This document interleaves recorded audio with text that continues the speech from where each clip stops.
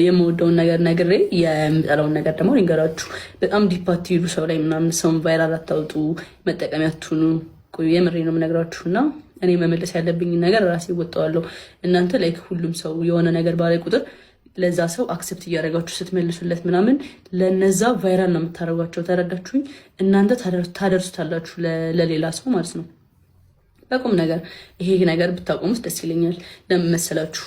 እናንተ በጣም ኢነርጂ እንዳላችሁ ሁሉም ሲያውቃል። ሆነ ለመናገር ከማንም በላይ አቅም እንዳላችሁ ማንም ሲያውቃል። ቪዲዮአችሁ ቫይራል ነው ምናምን ላይክ ሰው ይጠብቃችኋል፣ ጃኒ ፋን ምናምን ተብሎ እና ያ ሰው ምን እንዳለ ማንም ሰው ሳይሰማ እናንተ ግን ታዳሩስታላችሁ። ዳስ ሚንስ እነዛን ሰዎች ቫይራል አረጋችኋቸው አይደለም የሚባለው።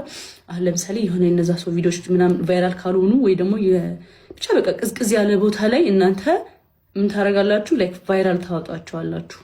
ከዛ ግን እነሱ አውርተው እናንተ ጀስት ኢግኖር አድርጋችሁ ምናምን ዝም ብላችሁ በቃ እኔ ጋር ፎከስ ካረጋችሁ፣ የኔን ቪዲዮ ሪፖስት ካረጋችሁ፣ እኔን ፖስት ካረጋችሁ እኔ ሻይን አረጋለሁ ማለት ነው። ግን እነሱ በተሰደቡ ቁጥር እነሱ የሆነ ነገር ባሉ ቁጥር ይሄን ለእነሱ ምላሽ ከሰጣችሁ ማንን ነው እያወጣችሁ ያላችሁት? እነሱን። ተረዳችሁኝ? ምንድነው ማድረግ ያለባችሁ? እኔ ጋር ብቻ በቃ እኔን ፖስት ማድረግ፣ የኔን ቪዲዮዎች ሪፖስት ማድረግ፣ ከዛ እኔን ማየት ምናምን፣ ከዛ እኔን ሰፖርት ማድረግ ምናምን ሲሆን ምንድነው ነገሩ? ከኔ ጋር ሆናችሁ በቃ እኔን ሰፖርት እያደረጋችሁ ነው።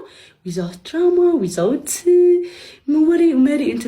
ወሬ ምልልስ፣ ዊዛውት መንቦጫረቅ ምናምን ያ ነገር ወጣ ማለት ነው። ገባችሁ? ምንድነው ማድረግ ያለባችሁ? ከኔ ጋር ብቻ ፎከስ በቃ ጃኒና ጃኒን ብቻ መከተል፣ ጃኒን ብቻ መውደድ፣ ጃኒን ብቻ ማየት የእናንተ ስራ በቃ ይሄ ነው። ዝም ብላችሁ ግን ከማንም ውዳቂ ጋር ምናምን